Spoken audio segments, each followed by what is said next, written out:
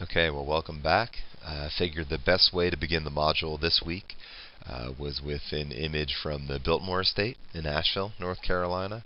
And so this photo here is of a timber harvest that was recently completed on the Biltmore property, a property which has as valid a claim as any in the country as the birthplace of forestry in America. It was here in 1889 that George Vanderbilt purchased roughly 125,000 acres of land, much of which would eventually become part of Pisgah National Forest. And on the advice of landscape architect Frederick Law Olmsted, hired Gifford Pinchot as head forester for the estate. Pinchot, as an American student, was trained in Europe, is largely credited and recognized with importing the concepts of scientific forestry from Western Europe to the United States. He would eventually become the first chief of the U.S. Forest Service. But first he functioned on the Biltmore Estate as our nation's first consulting forester, really, creating management plans, reforesting degraded land, and harvesting timber. There are roughly only 7,000 acres or so of forest land left attached to the estate, but that tradition of active management continues to this day.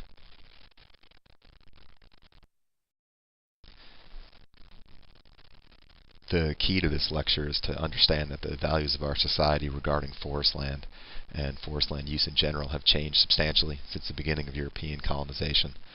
Our views have shifted over time. Whereas we once regarded forest land as something to fear, something to conquer, the prevailing view of resource managers today recognizes both the need for our society to use forest resources and the physical limits of those resources. Along the way, we've moved away from the wholesale exploitation of our forest resources with little regard to the sustainability of our use to practices that encompass goals of conservation. Also, over time, we've seen an increase in the value placed on the recreational and aesthetic aspects of forest land, particularly regarding our public forest land holdings. To put this topic in a little bit of perspective, we first need to recognize that humans have been present on this continent for upwards of 12,000 years. There's historical evidence of human presence in the southern Appalachians dating back to 10,000 years. The first European contact with Native Americans in the southern Alps didn't occur until early in the 1500s with the exploration of the area by Hernando de Soto. The first settled colony wasn't established until the year 1600 in Virginia. So the landscape that these early Europeans found was not one that was untouched by human interaction. Fire was the primary tool used by Native Americans to clear land for agriculture, drive game, and maintain a clear understory to facilitate travel and increase their visibility for defense purposes. The presence of fire on the landscape, human-caused fire dating back thousands of years, had a direct influence on the structure and species composition of the forest land at the time of colonization. So as we look back into prehistory, it becomes clear that not only did forest land use occur prior to European colonization, but the nature of that use changed over time. The nature of the ecosystems changed as well. With the retreating of glaciers over 10,000 years ago during the most recent ice age, the forest land of the southern Appalachians more closely resembled the forest land of northern New England and Canada than what we see today. It's what we could classify as a boreal forest of spruce, fir, and pine. During the Paleo-Indian period, the inhabitants of the southern Appalachians lived primarily as nomadic hunters. By 8000 BC, there's historical evidence of hunting base camps, areas where hunters returned to season after season. Around this time, there's the first evidence of intentional land clearing as well. By 3000 BC, there were extensive, complex, permanent Native American societies present in the southern Appalachians. And so those people relied on systems of agriculture, systems of trade, and they functioned with a variety of political units. And so these were the societies that Europeans encountered upon colonization. The early settlers mimicked the land use practices and land management practices of the Native Americans. And again, fire was the primary tool used by both to clear land for agriculture and to facilitate access into the forest. Colonists also brought non-native plants, introduced plant diseases, and definitely introduced human disease as well. There are reliable estimates of Native American population levels of around 18 million or greater pre-colonization, prior to European settlement. By 1800, that number goes down to about 600,000. And much of this decline can be attributed to the introduction of new disease into Native American society by European explorers and colonists.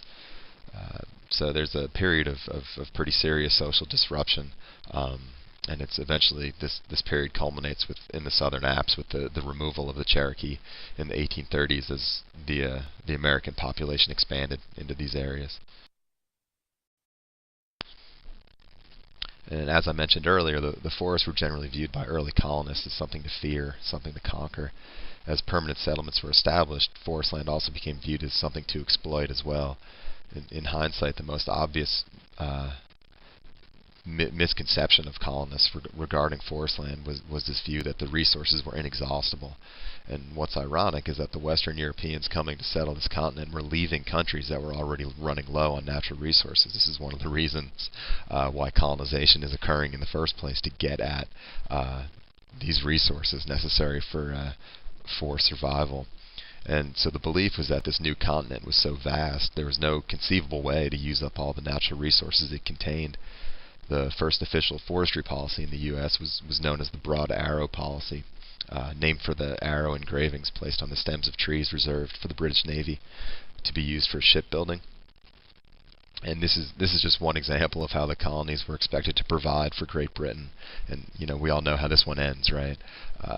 Following the American Revolution, the recognition of American independence in 1783, the Constitution was drafted, essentially paving the way for the development of a federal government in America.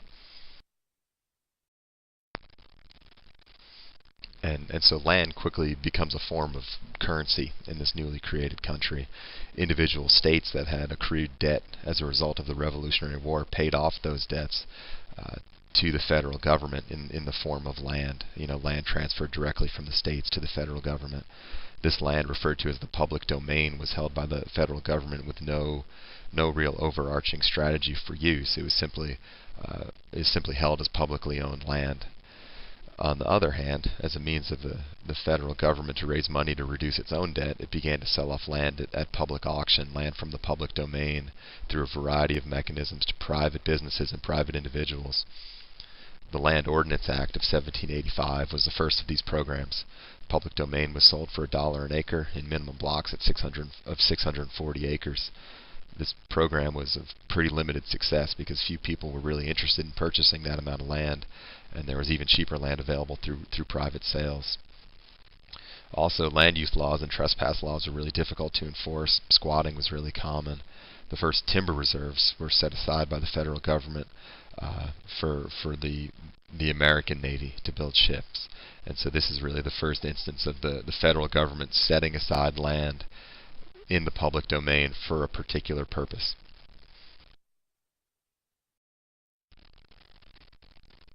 So what this amounts to is that there's more and more land coming into the public domain than going out into private hands. And so by 1867, there were upwards of 1 billion acres of land maintained by the federal government.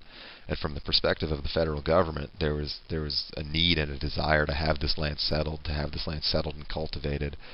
First, for reasons of national security. It was important to settle and essentially claim unoccupied land before another country had the opportunity to do so. And there was also a commonly held philosophy at the time that referred to as manifest destiny, that it was our spiritual duty to move west and settle land and provide an example of the right way to live. And both of these reasons led to the development of federal programs that were really designed to encourage Western expansion, really designed to get land into private hands in a rapid fashion. And we know how this one ends as well. Eventually, we're moving west at a pretty rapid clip, and eventually there's no more Western land to expand into. It starts to become clear that the natural resources of this country, specifically the forest resources of the country, are not inexhaustible. So where specifically was it all going? Western expansion, was propelled primarily by the Homestead Act, which gave land away in a systematic manner to individuals who were obligated to settle it and farm it for a year. The Timber Culture Act offered land in 160-acre blocks to individuals who could commit to planting and maintaining trees on 40 acres of it. There was also an increasing demand for building material to create settlements in parts of the country where there were no trees, specifically the Great Plains. Railroad construction was probably the primary infrastructure improvement that was occurring at the time. And so this construction generally went hand in hand with settlement moving west. The expansion of these railroads needed a fairly regular supply of timber to build and replace railroad ties. Also, the aftermath of the Civil War resulted in an increased demand for wood products as many areas were rebuilt. In addition, the Free Timber Act was implemented in 9 western states to support agricultural development. In essence, the timber was given away for free if the land was to be cleared and utilized for agricultural production. The Timber and Stone Act offered for sale public domain land that was not suitable for agricultural production. In chunks of 160 acres, parcels were sold at $2.50 an acre. So it's explicitly stated that these programs are not really to be used for land speculation, that the goal of these programs was not for large industrial owners to buy up land at a reduced price, break them up and sell them off at a higher price. Eventually, it became clear that that's exactly what was happening. Speculation and fraud were really common occurrences, as was outright land and timber theft. So again, it was really impossible for the federal government to curb these practices throughout such a large area. So land was sold with no clear title. People sold land that they didn't even own. The practice of the rubber 40 involved individuals who purchased private land surrounded by unmonitored public land. These landowners would not only cut over their own land, which is commonly 40-acre pieces and 40 acres in size, but they would proceed to gradually cut over the surrounding land as well. Hence the rubber 40 acres. So forest land was commonly liquidated, meaning all valuable wood was harvested and sold. Typically, the bare land was sold soon thereafter, leaving much of the landscape, particularly in the eastern part of the country, really denuded of all resources and cut over really heavily.